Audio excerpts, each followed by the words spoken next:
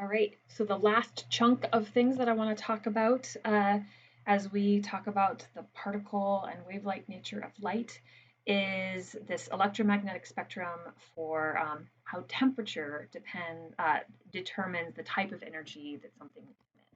Okay, and so I tried to do this as a demo, but unfortunately my video was not sufficient to capture this effect.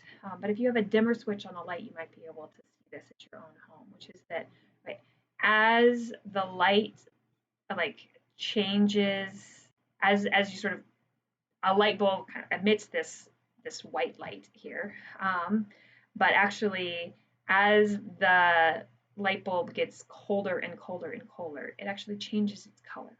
Okay, and so there is hotter temperatures emit more in this portion of the spectrum, whereas colder temperatures emit mostly red. So let's talk about why that is. So the intensity of thermal radiation, so by thermal radiation, I just mean any old kind of radiation, depends on the wavelength.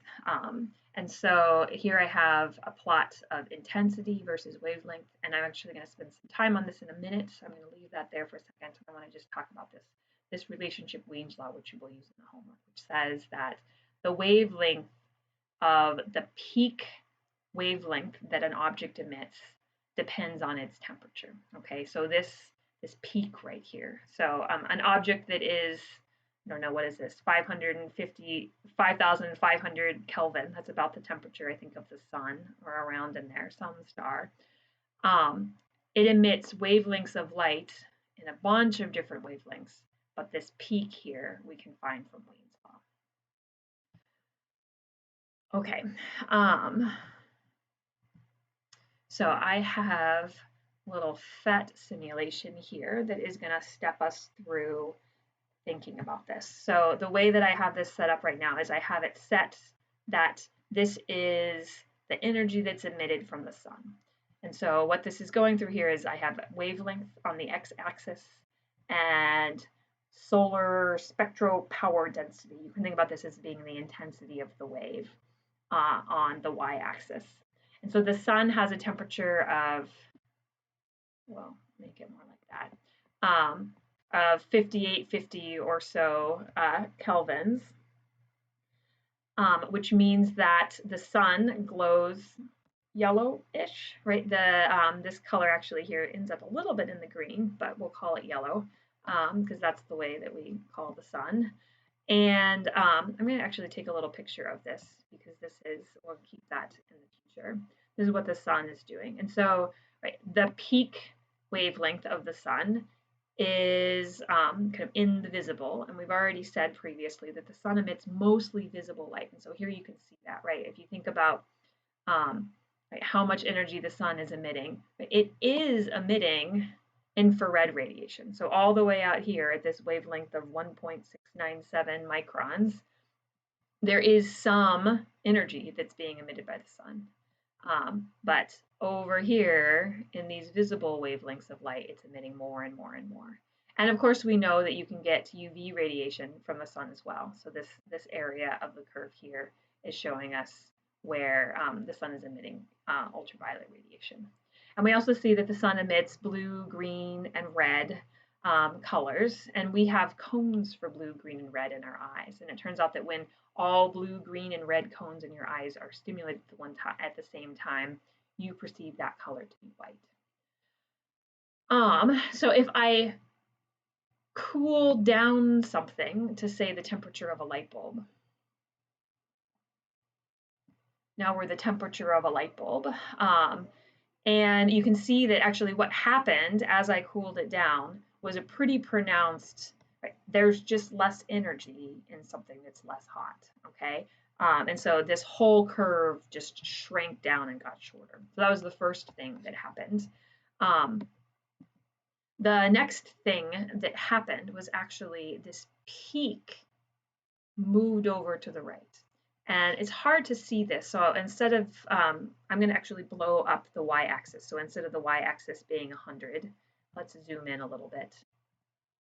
And now, yeah, now the y-axis goes up to 4. So we've just zoomed in on that spot. And now we can see that actually the peak is out here in this infrared portion of the spectrum. So this is what a light bulb does. And light bulbs tend to glow, not bright white like the sun does, but they're a little bit more red. So there is red being emitted. There's yellow, there's green, there's blue, there's purple, but there's quite a bit more red being emitted. So this light bulb is going to glow with a little bit more red of a light than a daylight would be. So what has happened, right, is that the location of the peak has shifted as this thing cooled down. So that was your Wiens law relationship. Right? Our peak wavelength was in the yellows and greens for the hot sun, and now for our colder light bulb, our peak wavelength is actually invisible, but it is still emitting some of this energy in the visible portion of the spectrum. And this is exactly the example that we previously did, where we said that almost all of the light, we had a 40-watt light bulb and only 1 watt was actually emitting visible radiation. And here's where that is, right? So it's just this portion of the curve that's emitting visible radiation. All of the rest of this is energy that's invisible to us. So I'll take another little snapshot of that so that we can see them all. Okay, and then we can cool this down to something like much colder. So let's cool this down even more to the Earth. And we'll keep going, we'll keep going, we'll keep going. Maybe we won't quite get down to the Earth. The Earth is about 300 Kelvin. That's room temperature or so. We'll keep it at 350. And now it looks like there's just nothing here. So we're going to have to zoom in quite a bit to see the Earth. So let's zoom in our y-axis label. We still can't see it. I'm actually gonna, I think what has happened too is that the location of the peak has shifted beyond this 3. So I'm gonna make this 3 be bigger. So there's 6, and then there's 12. That should be good. And now we'll zoom in even more. It still looks like we just have a flat line here for the Earth. So let's zoom in even more. And there we go. I'll make this 12 be just a little bit more so we can see it. So we see this, like there's this same general shape of the curve, but now because the Earth is so much colder, the peak emission temperature has shifted out here to the right.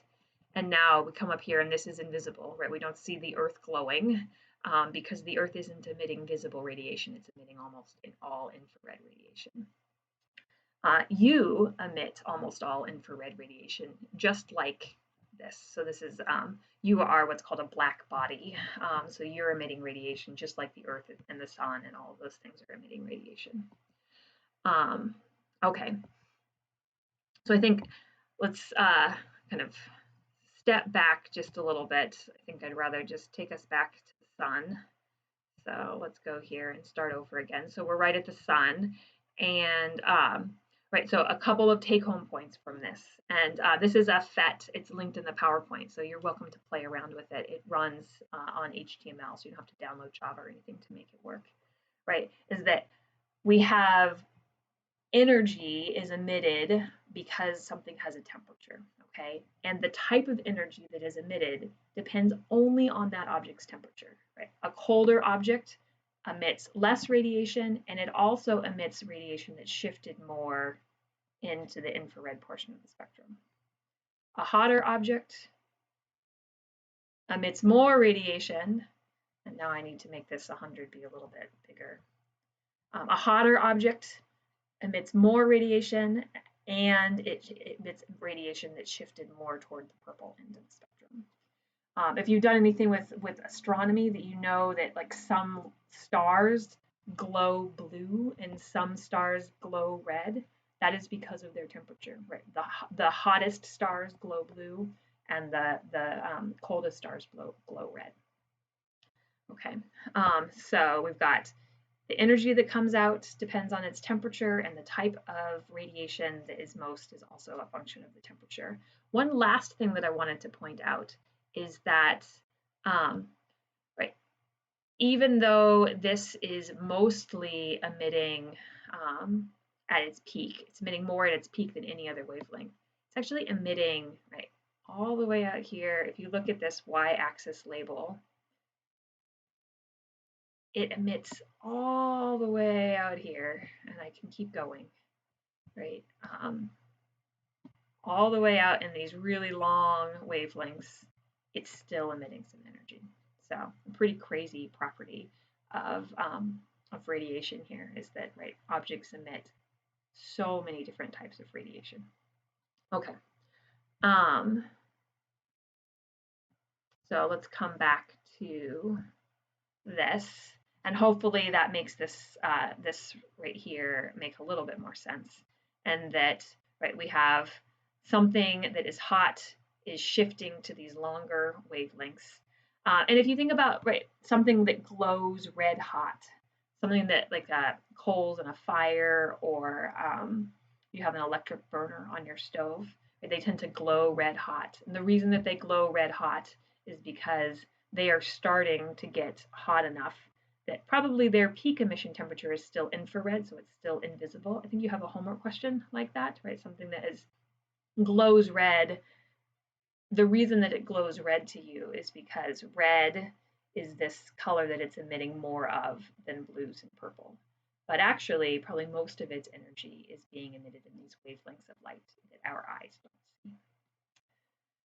Okay, and that is everything that I wanted to say about chapters 22 and 27. So good luck, and I will check in with you online.